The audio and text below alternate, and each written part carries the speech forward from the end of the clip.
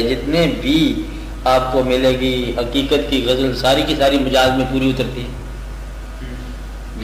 ساری کی ساری مجاز ہی حقیقت مطلب بن جاتا ہے۔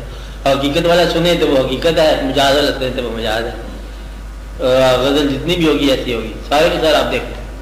آپ یہ دیکھو کہ بیان کر رہا ہے حقیقت امیر خسرو، کہتا ہے کہ پری پہ کر یہ نمی دانم چے منزل بود شب جائے کہ من بودم باہر سورک سے بسمل بود شب جائے کہ من بود۔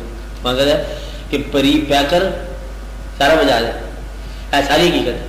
پری پہ کر نگارے سرو کدے لالا رخسارے،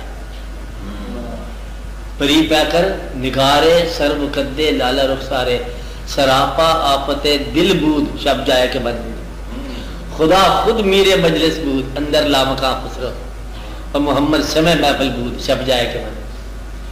مقصد یہ ہے کہ سارا مجاز اور حقیقت کا بیان بالکل وہی ایک تقریباً یکساں ہے۔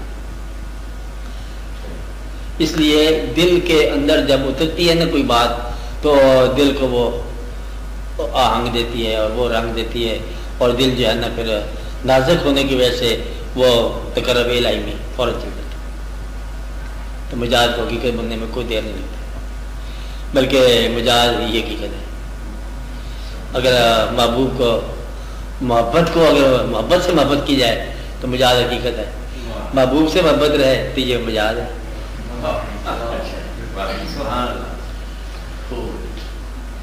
اس لیے پھر وہ لوگ جلدی نکل جاتے ہیں اس سفر پر۔